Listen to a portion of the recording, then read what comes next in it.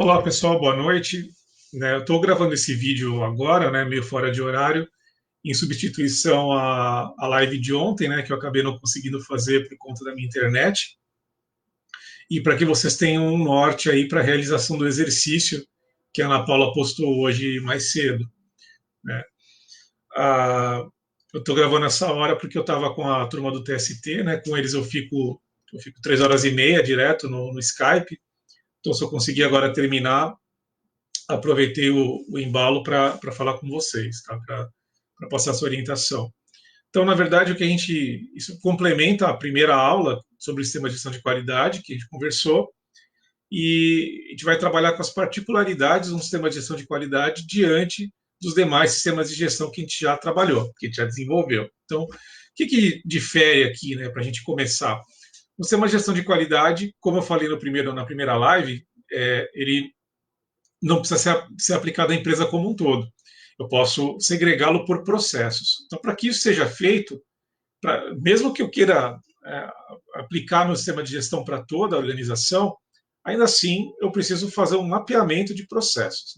E essa atividade de mapeamento de processos, ela é inclusive uma sub-área dentro da área de sistemas de gestão, na qual os profissionais se capacitam, existem qualificações específicas para essa sub-área, para quem quer desenvolver um trabalho de mapeamento de processo.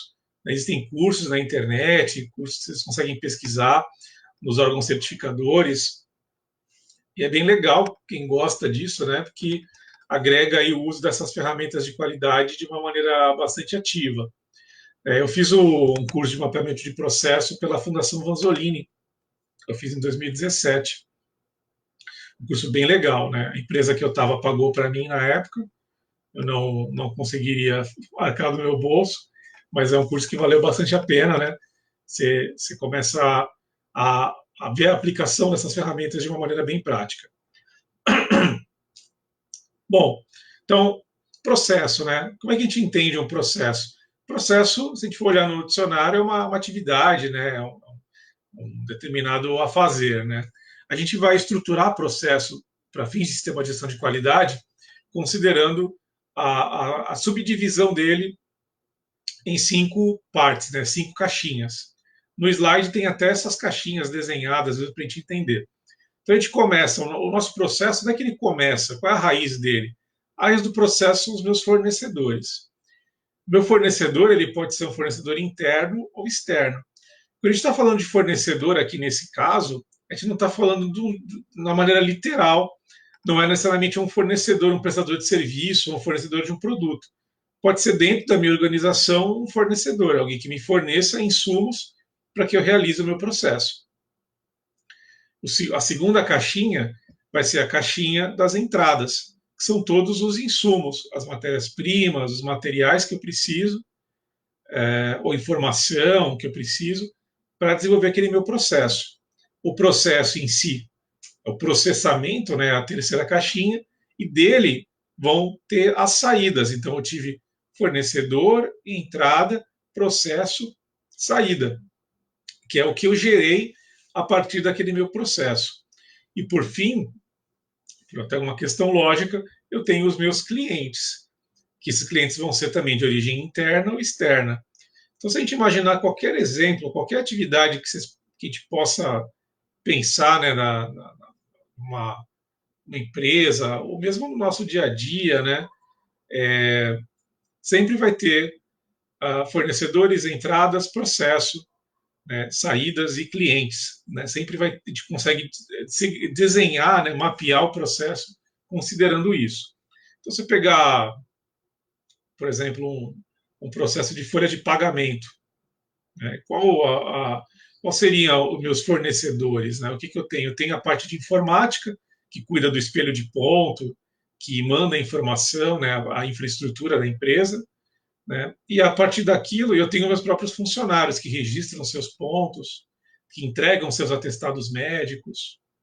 Quais são as minhas entradas desse processo? Aí essas são as minhas entradas, são as informações, os horários de chegada, de saída, a informação que o próprio RH possui, sobre salários, a hora trabalhada de cada funcionário.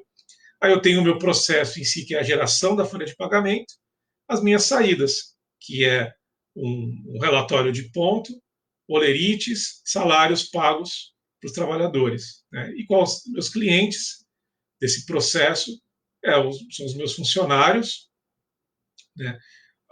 Meu setor jurídico, se eu tiver, governo, órgãos legais, porque eu vou ter uma questão de tributação ali. Então, eu tenho clientes que são internos e outros que são externos. Então, notem fornecedores, né, as entradas, processo, saídas e clientes. Tá? Eu consigo fazer isso em todos os meus processos.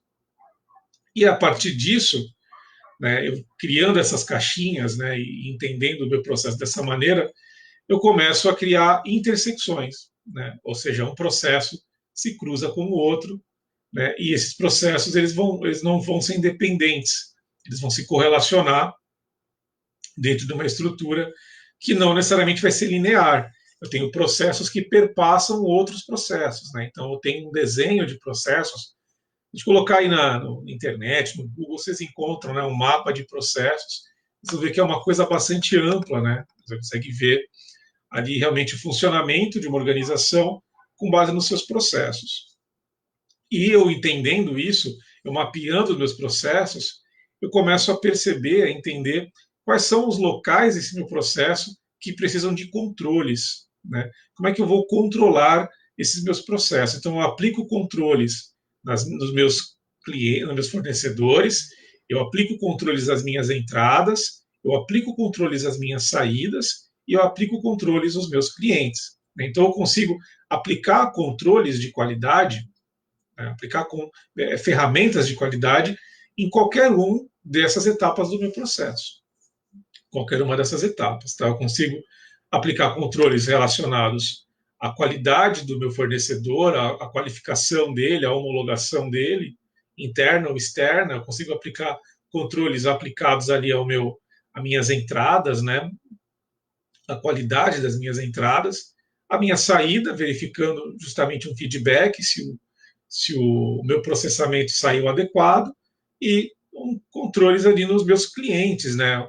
Como um pós-venda, não necessariamente, nesse caso, para um cliente externo, né? Mas poderia ser os meus próprios funcionários, eu entender outro setor, eu entender como que eu forneci aquele meu processo, né? Como o meu processo gerou insumos para que outros processos dentro da organização também funcionem, tá?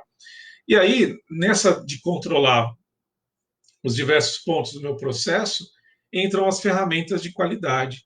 Né? A gente tem aí na literatura, normalmente, as ferramentas separadas em sete, né? Chama-se as sete ferramentas de qualidade. Isso tem em muitos livros, tá? Em uma série de publicações.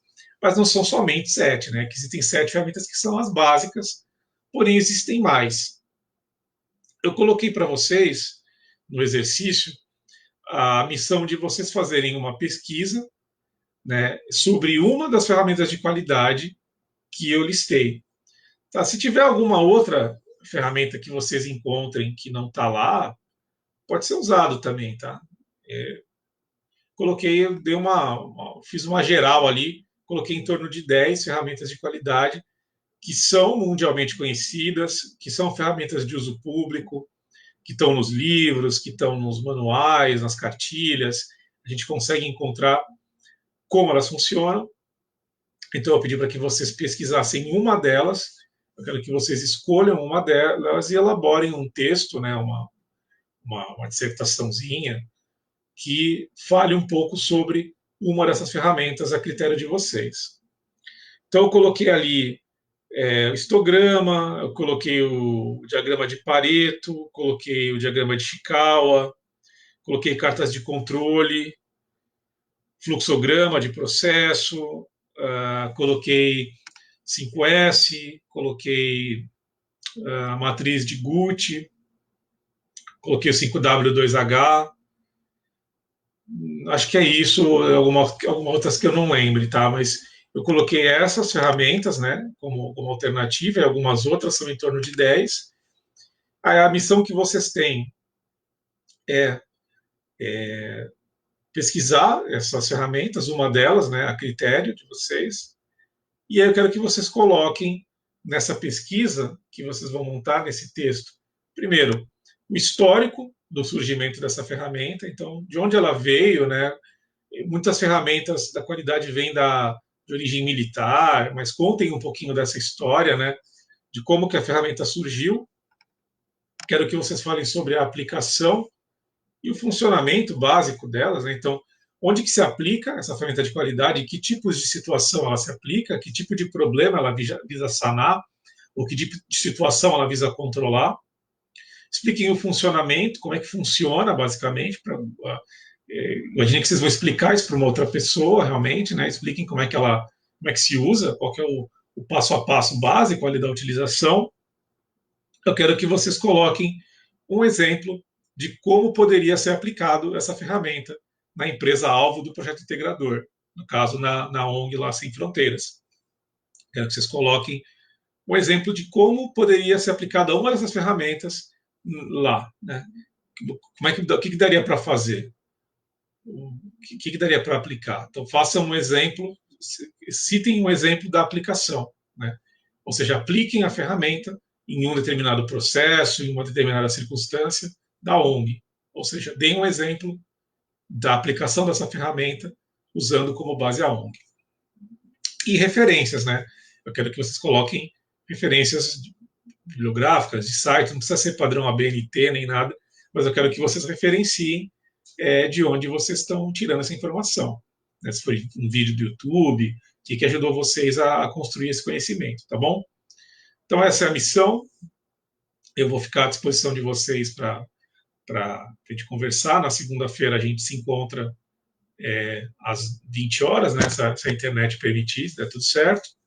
E até lá eu fico também à disposição. Podem me chamar no WhatsApp, tá? Para fazer essa atividade. E a gente começa a trabalhar com a parte de integração de sistemas. Tá bom, pessoal? É isso por enquanto. Boa noite para vocês, bom feriado e até segunda.